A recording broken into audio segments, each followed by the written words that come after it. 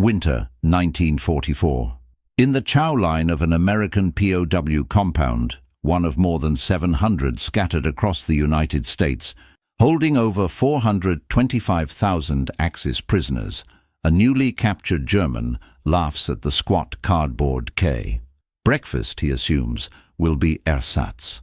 Then the box opens. Inside the breakfast unit sits a foil envelope of soluble coffee, 5 grams by specification, waiting for hot water.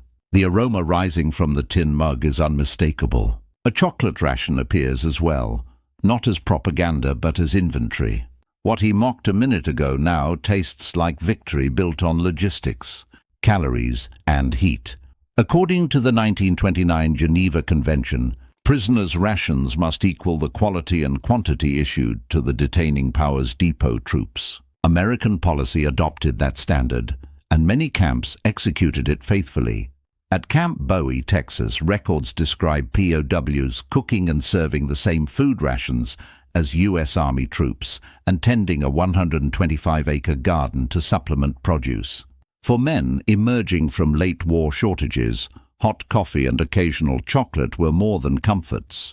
They were proof the rules were written down and followed consistently. The German takes another sip, eyes narrowing as expectation collides with documented reality. Quartermaster specifications explain the precision behind the surprise. The K-Rations breakfast unit included soluble coffee by weight, with accessory packets synchronizing sugar and other items. Chocolate was standard in the supper unit. Museum inventories of American Red Cross prisoner of war packages list soluble coffee and chocolate among contents, which camp kitchens could pool into hot breakfasts and sweet calories. Together, specifications, museum ledgers, and camp histories form a paper trail stronger than rumor. How did America make this ordinary luxury routine for enemies in custody? The answer begins with numbers, blueprints, and a steam of coffee rising in cold air. May 1940 gave the Wehrmacht reasons to believe victory was habitual. In 6 weeks, Germany overran the Low Countries and France and pushed the British Expeditionary Force back across the Channel, feats widely tied to Blitzkrieg's tempo and combined arms. The Luftwaffe's close support and operational coordination reinforced the image of an enemy unrivaled in speed and shock. Contemporary reports and later Imperial War Museum syntheses preserved these results, and they became the baseline confidence with which many German commanders judged opponents in the West. The record of rapid conquest shaped assumptions about future campaigns and about the quality of enemy, logistics and morale. Confidence also flowed from doctrine. For generations, German officers cultivated Auftrags tactic, mission-type orders rewarding initiative, decentralized decision-making, and tempo. Army professional literature traces its 19th-century roots and its influence on 20th-century operations, shaping leaders convinced they could outthink and outmaneuver materially richer opponents. Victories from Poland to France appeared to vindicate that outlook and fed a culture that prized tempo over material depth. Propaganda amplified this self-image and belittled opponents. Nazi messaging heralded wonder weapons and framed enemies as divided or decadent. Tailored leaflets even targeted black American soldiers to fracture morale along racial lines. Such products were engineered to harden German confidence while weakening Allied cohesion. Inside Germany, propaganda normalized sacrifice and presented rationing as patriotic discipline on the home front. Promising endurance would deliver victory. Material reality, however, tightened steadily. Wartime trade and blockade pressures, combined with Germany's lack of colonial supply, forced broad reliance on ersatz substitutes. By the later war years, real coffee and chocolate were scarce for civilians and increasingly uncommon outside privileged channels. Chicory-based drinks, roasted grains and other surrogates filled the gap.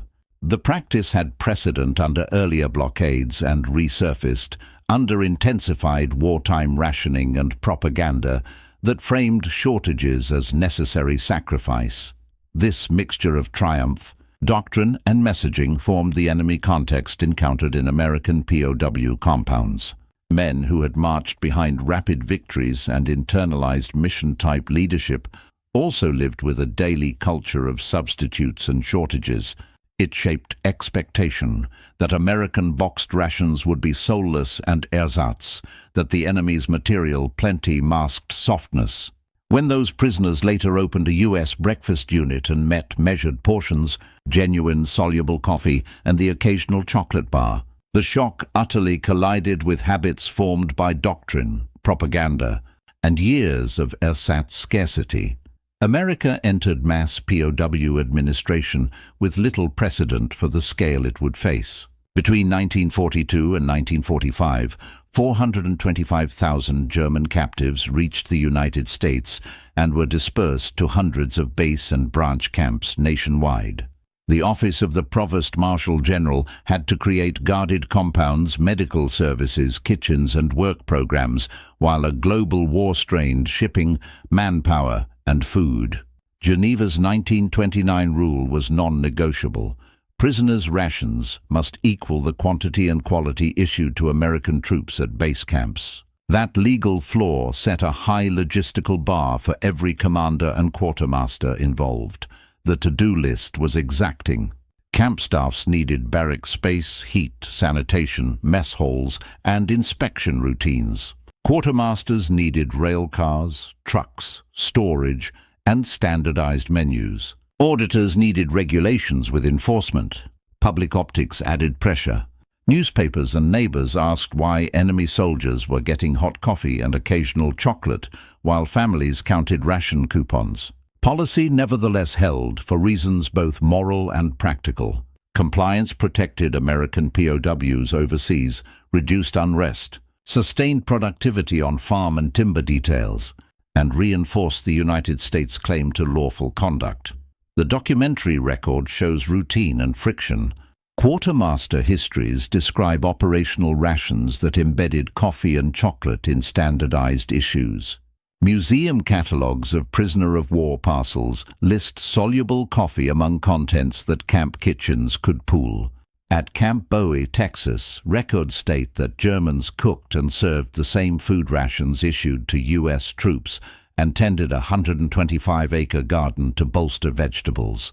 Elsewhere, investigators logged grievances and raised ration levels when evidence showed shortfalls, a reminder that policy had to be enforced at post level. By late 1944, the machine looked ordinary inside the wire. Morning roll call, mess, work details, mail call, and lights out. All synchronized by ledgers, timetables, and rail schedules. The achievement was not theatrical abundance, but dependable sufficiency. America was fighting across two oceans while feeding civilians, industry, and millions in uniform. Meeting Geneva's standard for hundreds of thousands of captives demanded regulation, procurement discipline, transportation capacity, and a quartermaster culture that treated breakfast coffee and occasional chocolate as scheduled deliverables, not luxuries. What looked like kindness in the chow line was, in fact, design. The U.S. Army's K-ration was engineered as a repeatable system, 3 meal units whose contents were specified down to grams and packing method. The breakfast unit's accessory envelope carried soluble coffee by weight, 5 grams per contract quality description issued in 1942, while confections in other units provided small, dense energy that traveled well. Object lists and museum records itemize what a prisoner might open: a ham and eggs can, 2 packets of biscuits, sugar lumps, cigarettes, and a foil packet of coffee awaiting hot water. The point was control, not indulgence. By dictating ingredients and packaging at the specification level, the quartermaster ensured identical boxes assembled in distant factories delivered the same morning taste wherever the army stacked them. Nutrition targets sat behind the cardboard. Operational ration tables compiled by military nutrition researchers put the K-ration at about 2,142 kilocalories and 79 grams of protein. The numbers reflected trade-offs, energy density and portability over menu variety, and matched the needs of airborne troops, scouts, and armored crews. In POW compounds, the same predictability paid different dividends. shelf-stable packets simplified warehousing, measured accessories reduced pilferage, and standardized menus made inspections straightforward. When a prisoner tore open a breakfast unit, the coffee, sugar, and biscuits did not appear by chance. They appeared because a nutrition target and a packing list agreed in writing. Industrialization made the paper real. Quartermaster packing standards laid out how 12 daily rations were oriented in fiberboard inners and overpacked in nailed wooden outers, preserving contents across railheads and depots. Standardized case dimensions and weights let transportation officers compute cubic feet, weights, and handling time, and allowed multiple contractors to build to the same drawings without drifting formulas. That meant coffee stayed dry, chocolate survived jolts and heat better, and inventories moved as forecast line items, not surprises. The system turned calories, caffeine, and sugar into scheduled tonnage that could be counted by clerks rather than conjured by cooks, a logistics answer to a morale problem. Policy locked the system to law. The 1929 Geneva Convention required rations equivalent in quantity and quality to those issued to the detaining powers' depot troops, and U.S. practice folded that rule into camp messing. Object records for K-ration breakfast units explicitly list soluble coffee with instructions for use. National Museum of American History inventories for Red Cross prisoner of war packages include soluble coffee and chocolate among standard contents that kitchens could pool or issue. The combination, binding treaty language, precise specifications, and industrial packing, made the morning mug reliably predictable. To the prisoner, the effect felt personal: real coffee, real chocolate. To the American staff officer, it was a solved problem: calories, grams, cartons, signatures. Paperwork made it edible. The machinery that turned coffee and chocolate from rumor into routine began long before a prisoner reached the mess line. In 1943, the War Department instructed American railroads to modify coaches for prisoner transport, and special trains moved German captives from Atlantic ports to inland compounds on scheduled runs, guarded and logged at each junction. Upon arrival, processing lines recorded identity, medical status, and work classification, then assigned barracks and mess details according to camp strength reports and available bed space. From the first paperwork, food became a matter of timetables as much as menus. Rail timetables, guard rosters, and custody receipts synchronized movements from pierhead to barbed wire gate each day. Daily rhythm was equally prescribed. Reveille, roll call, and breakfast anchored the morning, with kitchen officers issuing rations against ledger entries and conservation rules. Geneva's 1929 Article 11 set the baseline. Prisoners must receive food equivalent in quantity and quality to depot troops, and American practice tethered camp menus to that rule. International Committee of the Red Cross visitors reviewed compliance, generating a paper trail of visits and corrections that kept command attention fixed on punctual, adequate meals. Standardization made timing work. Quartermaster specifications fixed contents and packing so predictably that clerks could plan issue by the case.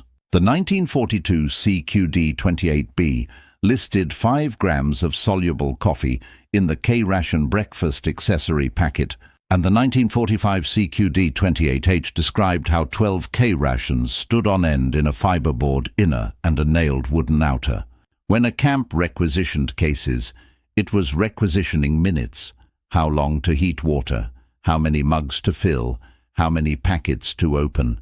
Menus were not built from K-rations alone. Operational rations histories show camp kitchens pooling Red Cross parcel items, soluble coffee, chocolate, and canned spreads into hot meals, while the K's standardized components filled gaps when fresh issue lagged.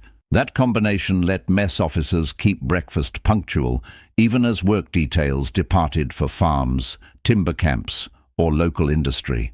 The Oregon history record of Camp Tule Lake's labor flows illustrates scheduled transport to civilian employers. By winter 1944, the choreography felt inevitable. Trains in, rosters checked, mess prepared, coffee measured, water boiled, cups filled. Events arriving on schedule because numbers on specification sheets matched numbers on manifests. For many prisoners, the surprise was not a single feast, but the countdown itself. A breakfast that appeared every morning on time, with real coffee and, sometimes, chocolate. Dawn cuts through frost on the compound. Roll call ends. Mess detail moves. The line forms. Helmets, wool coats, steaming breath. A guard ticks names while a corporal wheels in crates. According to the 1929 Geneva Convention, prisoners must be fed in quality and quantity equal to depot troops, a standard American commands wrote into routine. Today's routine begins with breakfast. Tin urns hiss. A stack of grey cartons appears. The familiar K-ration units whose contents were specified down to grams and packing. The morning surprise will not be drama, but precision arriving on time. A box is issued and opened. Inside, the breakfast unit matches the museum record. A wax dinner with a small can, biscuits, sugar, and an envelope of soluble coffee. The foil packet holds 5 grams, itemized in wartime specifications and repeated in modern summaries. Hot water sloshes into mugs. Powder blooms turns black, and the first real aroma many of these men have inhaled in months rolls across the yard. Several museums preserve intact breakfast units, listing eggs and meat cans, biscuits, sugar cubes, and the indispensable coffee envelope as standard. Next comes the taste. The bitterness is real, not chicory. Cups travel down the line with biscuits. A steward sets aside cans for heating. Some prisoners grin despite themselves. Others study the label, measuring myth against inventory. Chocolate, common in the rations supper unit and in Red Cross parcels, turns up later at issue or appears in a pocket from the previous night. Small, dense, and unmistakably sweet. Behind the moment sits a paper machine. Quartermaster histories describe how millions of K-rations were procured, packed by standard case dimensions, and shipped inland so that clerks could predict issue by the crate. 12 daily rations per case, oriented identically, made counting simple. Packing kept contents dry and intact. Quartermaster notes also describe wax dinners and nailed outers, protecting tins and packets from moisture during long rail journeys to inland posts. The result shows up here as punctual coffee and calories rather than rumor. The camp's own records echo the standard. At Camp Bowie, Texas, prisoners cooked and served the same food rations as U.S. Army troops and tended a 125-acre garden to augment vegetables. That phrasing, the same food rations, appears in local histories because it was inspected, written down, and enforced. For men drawn from a home front of substitutes, the combination of equality and regularity, even just coffee at dawn, felt like a revelation. Minute by minute the scene resolves. The corporal signs for the cases. The mess officer initials the ledger. The water reaches a rolling boil. The coffee packets tear. Steam coils from tin cups. A POW lifts the mug and pauses. He expected ersatz or punishment dressed as hospitality. Instead, he meets a regulation, a specification, and a logistics chain that turned grams into heat and comfort. The cups clink in steady rhythm. The line keeps moving. A bell rings for work details. Breakfast ends, but the lesson lingers. In this war, paperwork can taste like coffee, and sometimes even chocolate. The first cups were novelty. The pattern became revelation. Within weeks of regular issue, prisoners who arrived wary, mocking, or defiant adjusted to a routine whose predictability they had not known since before the war. Reveille on schedule. Hot coffee at dawn. Bread not stretched with fillers. Sugar by measured portion, and, at intervals, chocolate. Kitchen rosters, inspection visits, and posted menus made the experience inescapably official. Men who expected caprice confronted administration that ran by lists, clocks, and signatures. Language revealed the shock. Interpreters reported a shift from bitter jokes about cardboard food to comparisons with home rations, where chicory drinks, ersatz spreads, and thinning portions had become common. Senior NCOs who first warned juniors not to be softened by American treatment began framing cooperation in practical terms: good order protected work details, mail and parcels. Discipline kept the kitchen fair. Rules followed, kept the coffee hot tomorrow. What propaganda had insisted must be hypocritical turned out, repeatedly, to be regulated and inspected. Retreat orders in battle can be rationalized as terrain or weather. The retreat evident inside the wire was psychological and measurable. Fewer mess hall incidents, steadier work attendance, quieter barracks after lights out, and a visible micro-market of exchanges, sugar for razor blades, chocolate for writing paper, that thrive only when supply is trustworthy. Prisoners spoke openly about the equal ration rule and discovered it was not rumor. Some wrote that Americans seemed obsessed with forms. Others noted the comfort of knowing precisely when the urns would boil. Interrogation summaries captured another reversal. Many prisoners had arrived convinced the United States was a nation of amateurs relying on machines. The compounds taught them that machinery, when welded to law and logistics, could be a discipline of its own. The taste of real coffee did not make anyone pro-American. It made American capacity undeniable. Guards noted a quieting of rumors about intentional starvation, replaced by complaints about monotony, the healthiest complaint a quartermaster can hear. By winter's end, the daily surprise had faded, and that was the point. Shock hardened into respect for a foe whose power expressed itself in timetables and inventories. The war continued elsewhere. Inside the fence, the lesson remained. The enemy's collapse need not be dramatic to be decisive. Sometimes it is as simple as a hot mug arriving on time, with chocolate saved in a pocket for later. Within weeks, the effects of regulated abundance appeared in ledgers and inspection notes. Commandants reported steadier mess turnout, fewer food-related incidents, and weight trends under medical surveillance. Outcomes consistent with the Geneva requirement to feed prisoners at the same quality and quantity as depot troops, implemented as binding policy.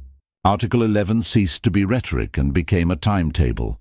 Quartermasters translated the sentence into schedules, cases, and cups, and the morning mug of coffee served as a proof that rules, not moods, governed the day. Public optics were complicated. Newspapers and neighbors sometimes bristled at enemy soldiers drinking hot coffee while families counted ration coupons.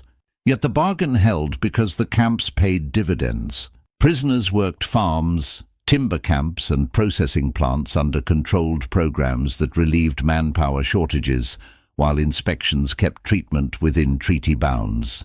Garden schemes, Camp Bowie's 125 acres, supplemented vegetables and reinforced messaging that POWs were contributors to production rather than coddled idlers. Mess officers could point to harvest tallies and inspection reports. Allied commands saw the same efficiencies. Orderly compounds reduced guard requirements, stabilized work details, and lowered medical burdens, freeing transportation and subsistence assets for operational priorities. International Committee of the Red Cross visits and Provost Marshal inspections generated a paper trail of compliance and corrections. When deficiencies surfaced, posts adjusted rations, cooking fuel, or serving procedures instead of tolerating unrest. Strategically, prisoner administration became a solved problem at scale, allowing planners to expand branch camps and schedule seasonal labor without courting food crises. For the enemy, intelligence summaries and prisoner mail recorded surprise at the availability of coffee and equality of rations, undermining propaganda that painted American promises as hypocrisy. The realization did not change loyalties, but it changed credibility calculations abroad. America could feed opponents by regulation while sustaining a multi-theater war. That fact resonated with neutrals and allies, for whom Red Cross relief and American subsistence standardization signaled capacity as much as compassion. Operationally, routine abundance produced second-order effects. Predictable calories improved work output. Reliable menus enabled precise rail and truck scheduling. Standardized packaging simplified inventory and reduced pilferage. And treaty-anchored inspections reassured communities that discipline, not indulgence, governed camp life. The immediate consequence of breakfast coffee and occasional chocolate was not comfort for its own sake. It was control of time, temperament, transport, and tonnage, and it arrived every morning as steam lifted from metal cups in the cold for cold mornings. Ledgers and inspection notes showed results within weeks. Commandants reported steadier mess turnout, fewer food disputes, and weight stabilization under medical surveillance. Outcomes matching the Geneva requirement to feed prisoners in quality and quantity equal to depot troops. Quartermasters translated that sentence into schedules, cases, and cups. The morning mug of coffee became proof that rules, not moods, governed the day. Public optics were tricky. Newspapers and neighbors sometimes bristled at enemy soldiers drinking hot coffee while families counted ration coupons. Yet the bargain held because camps paid dividends. Prisoners staffed farm, timber, and processing details that relieved wartime labor shortages, while inspections kept treatment within treaty bounds. Garden schemes, Camp Bowie's 125 acres, supplemented vegetables and demonstrated that POWs contributed to production rather than drawing indulgence. Commands saw the same efficiencies. Orderly compounds reduced guard requirements, stabilized work detachments, and lowered clinic loads, freeing rail and truck capacity for operational priorities. International Committee of the Red Cross visits and Provost Marshal inspections generated a paper trail of compliance and corrections. When deficiencies surfaced, posts adjusted rations, fuel, or serving procedures instead of tolerating unrest. Strategically, prisoner administration became a solved problem at scale, allowing branch camps to expand and seasonal labor to be scheduled without courting food crises. For the enemy, intelligence summaries and prisoner mail recorded surprise at the availability of coffee and the equality of rations, undermining propaganda that framed American promises as hypocrisy. The realization did not change loyalties, but it changed credibility calculations. The United States could feed opponents by regulation while sustaining a multi-theater war. That fact resonated with neutrals and allies, for whom Red Cross relief and American subsistence standardization signaled capacity as much as compassion. Operationally, routine abundance produced second-order effects. Predictable calories improved output. Reliable menus enabled precise scheduling. Standardized packaging simplified counts and reduced pilferage. And treaty-anchored inspections reassured communities that discipline, not indulgence, governed camp life. The immediate consequence of breakfast coffee and occasional chocolate was not comfort for its own sake. It was control of time, temperament, transport, and tonnage, and it arrived morning after morning, steam rising from metal cups as work details formed at the gate. In the aggregate, ledgers, menus, and inspection reports documented a quiet strategic advantage, a lawful, standardized food system that converted paper specifications into dependable morale effects, turning potential flashpoints into predictable routines and transforming breakfast into a daily demonstration of American logistical credibility and strength. America's routine.